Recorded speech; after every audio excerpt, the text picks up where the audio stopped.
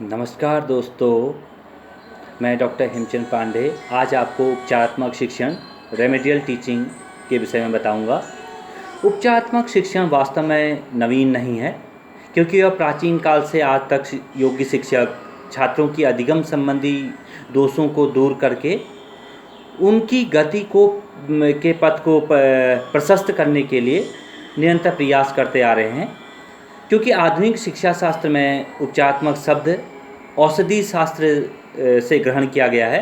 जिस प्रकार चिकित्सक व्यक्तियों के विभिन्न रोगों का उपचार करके उनको उत्तम स्वास्थ्य प्रदान करने की चेष्टा करते हैं, उसी प्रकार से शिक्षक छात्रों को अधिगम संबंधी दोषों को मुक्त करके उनको ज्ञानार्जन की उचित दिशा की ओर मोड़ने का एक उद्योग या प्रयास करते हैं, जिस बारे में योकम एम सिम्पसन महोदय ने कहा भी है कि उपचारात्मक शिक्षण उस विधि को खोजने का प्रयत्न करता है जो छात्र को अपनी कुशलता या विचार की त्रुटियों को दूर करने में सफलता प्रदान करे।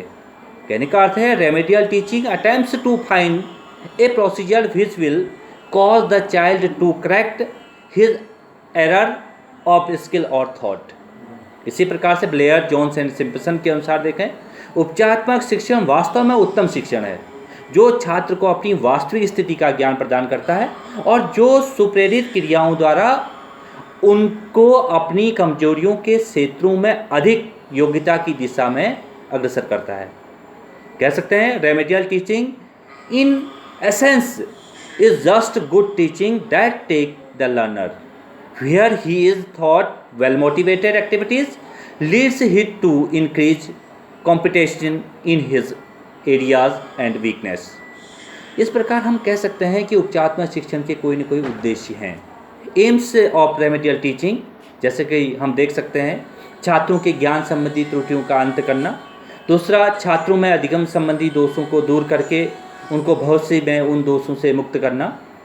साथ ही हम कह सकते हैं कि छात्रों की दोषपूर्ण आदतों, कुशलताओं एवं मनोवृत्तियों को समाप्त करके उसको उत्तम रूप प्रदान करना और छात्रों को उन आवश्यक आदतों, कुशलताओं एवं मनोवृत्तियों को सिखाना जो उसके द्वारा सीखी नहीं गई है, और साथ ही छात्रों के अवांछनीय रुचियों, आदतों और दृष्टिकोणों में वांछनीय रुचियों और आदर्शों और दृष्टिकोणों में परिवर्तित करना। इसका अर्थ ये है कि कहीं न कहीं उपचारात्मक शिक्षण का उद्देश्य है सब प्रकार के अधिगम संबंधी त्रुटियों को शुद्ध करने के लिए प्रभावशाली विधियों का विकास करना। The remedial teaching has for its purpose the development of effective techniques for the correct of error in all types of learning. इस प्रकार हम कह सकते हैं, बालक जब तक उसमें शारीरिक, संवेगात्मक एवं सामाजिक दोषों का सफलतापूर्वक उपचार नहीं किया जाएगा, तब तक अधिगम की विधि के दोषों की व्याख्या पर आधारित उपचारात्मक उपाय विफल रहेंगे। इसका अर्थ यह है कि remedial teaching based upon analysis of error in mechanics of learning will fail unless the physical, emotional and social defect of the child are successful treated. इसी प्रकार हम कह सकते हैं कि कहीं न कहीं उपचारात्मक शिक्षण प्रदान करने की कोई न कोई विधियाँ भी हैं। इसमें हम देख सकते हैं कि छात्रों की त्रुटियों को यदा कदा शुद्ध करना। दूसरा, प्रत्येक छात्र के अधिगम संबंधी दोषों का व्यक्तिगत रूप से अध्ययन करके उसे दूर करने के उपाय बताना। और तीसरे में हम कह सकते हैं, छात्रों के व्यक्तिगत विभिन्नताओं के अनुसार उनको विभिन्न समूह में विभाजित करके उनके शिक्षण की व्यवस्था करना। और उसी प्रकार हम कह सकते हैं कि छात्रों को छोटे छोटे समूह में विभाजित करके उनको उनकी आवश्यकताओं के अनुसार शिक्षा प्रदान करना। और एक और कह सकते हैं पांचवें प्रकार से कि कक्षा के छात्रों के अधिगम संबंधी या उसके जो दोष हैं, जो उसकी कमजोरियों और उसकी बुरी आदतों का निदान करके उसको उनसे मुक्त करना। इस प्रकार ये कहीं न कहीं योकम एम सिम्पसन ने कहा था कि 5 प्रकार से कहीं न कहीं ये उपचारात्मक शिक्षण की विधियाँ हैं। उसी प्रकार से हम कह सकते हैं कि कक्षा के नियमित कार्य में शिक्षक के कार्यों का कहीं न कहीं एक बहुत बड़ा योगदान होता है, क्योंकि सब प्रकार की त्रुटियों के उपचार करने के लिए प्रत्येक विधियों और उपायों की खोज करना कहीं न कहीं शिक्षक का कार्य होता है। अब इस पर हम ये देखें कि जो शिक्षक होता है वो शिक्षक किस प्रकार से बच्चों की इन कमियों को दूर कर सकता है। उसमें उसके वाचन संबंधी, लेखन संबंधी, उच्चारण संबंधी, भाषा संबंधी, उसकी अंकगणित संबंधी, जैसे कि मैंने कहा reading, writing, spelling, language and arithmetic. इसके लिए क्या कर सकता है कि यदि छात्रों के यदि उच्चारण संबंधी दोष हैं तो उनको शिक्षक कहीं ना कहीं शुद्ध उच्चारण बता करके उनको उनका अभ्यास करा करके उसको दूर कर सकता है। साथ ही साथ यदि छात्रों की यदि वाचन की गति धीमी है तो उनको उसमें वृद्धि करके शिक्षक उनको अधिक वाचन करने के लिए प्रोत्साहित कर सकता है। साथ ही साथ शिक्षक यदि छात्रों में वाचन संबंधी यदि दोष है तो शिक्षक वाचन में उसके वास्तविक योग्यता का पता लगा करके उसमें कहीं ना कहीं वृद्धि करने की चेष्टा कर सकता है और इसी कार्य में वो सफलता कहीं ना कहीं प्राप्त भी कर सकता है शिक्षक। और यदि छात्रों की शब्दावली यदि कम है तो कहीं ना कहीं उसे शब्दकोश में वृद्धि करने के लिए, नवीन शब्दों के अर्थ को समझने के लिए शिक्षक कहीं ना कहीं उसको प्रोत्साहित कर सकता है। इसी प्रकार कहीं ना कहीं उपचार शिक्षण के परीक्षणों का कहीं ना कहीं प्रयोग किया जाता है, use of the test remedial teaching, जिसके द्वारा हम लोग परीक्षण उपचारात्मक शिक्षण का एक कहीं ना कहीं अभिन्न अंग है।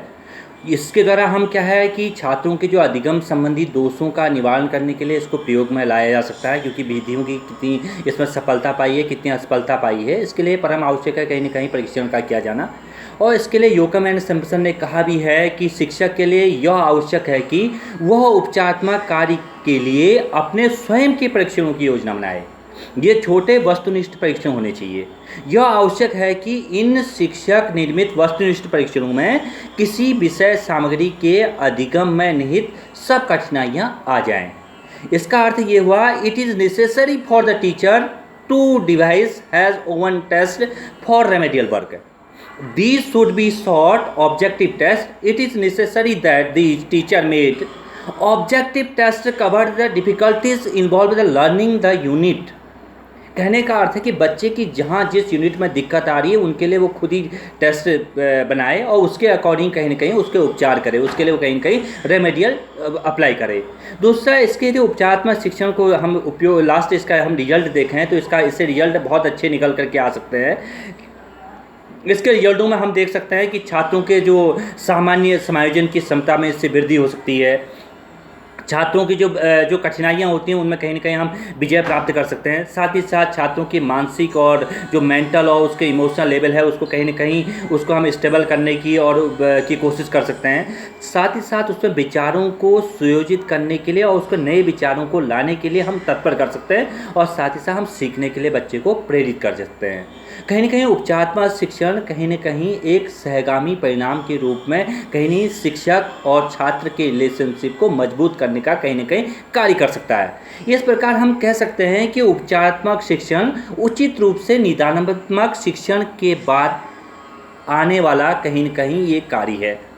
इसका कारण यह है कि पहले छात्रों में अधिगम संबंधी जो दोष हैं और जो त्रुटियां हैं, उतने कठिनाइयां हैं, उनका निदान किया जाता है। फिर उसके पश्चात हम कहीं ना कहीं उसके निवारण और उपचार के लिए हम लोग कहीं ना कहीं रेमेडियल टीचिंग की ज़रूरत होती है, क्योंकि जैसे कि स्किनर ने कहा था कि आधार रूप में निदान एवं उपचार साथ साथ चलते हैं। Basically the diagnosis and remedial teaching go together, क्योंकि रेमेडिएशन कहीं ना कहीं एक साथ ही हो सकता है। डायग्नोसिस एंड रेमेडिएशन दोनों साथ साथ ही एक कार्य करते हैं। उसी प्रकार हम कह सकते हैं कि निदानात्मक एवं उपचार अथवा निदानात्मक शिक्षण एवं उपचारात्मक शिक्षण साथ साथ चलते हैं। इसका कारण क्या है? इसका कारण ये है कि कहीं न कहीं शिक्षक पहले उन कमियों को, उन त्रुटियों को जानता है, जानने के बाद उनके निवारण करने का कहीं न कहीं प्रयास करता है। जैसे कि योकम सिम्पसन ने कहा था कि साधारणतः निदानात्मक शिक्षण एवं उपचारात्मक शिक्षण एक दूसरे में इस प्रकार से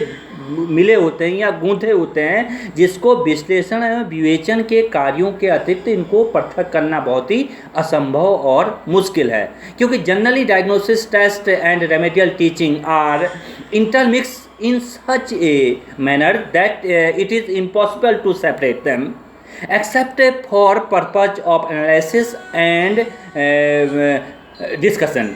कहने का अर्थ है कहीं कहीं निदानात्मक के पश्चात उपचार किया जाता है और साथ ही साथ हम कह सकते हैं कि निदानात्मक शिक्षण द्वारा व्यक्ति की कमियों तथा उनके कारणों की खोज की जाती है। फिर उसके बाद उपचारात्मक शिक्षण द्वारा व्यक्ति की कमियों को विभिन्न प्रकार के उपायों द्वारा दूर करने की कोशिश की जाती है या दूर किया जाता है।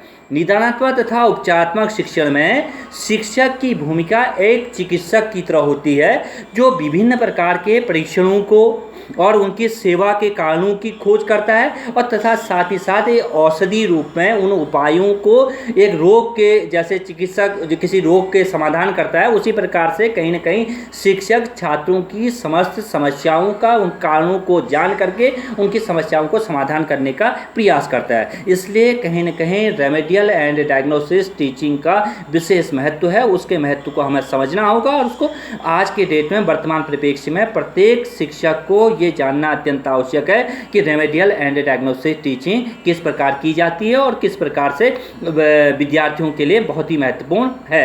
इसलिए वर्तमान में रेमेडियल एंड डायग्नोसिस टीचिंग के द्वारा हम छात्रों को अधिक से अधिक ज्ञान देने के लिए प्रोत्साहित कर सकते हैं और उसकी कमियों को दूर कर सकते हैं। धन्यवाद।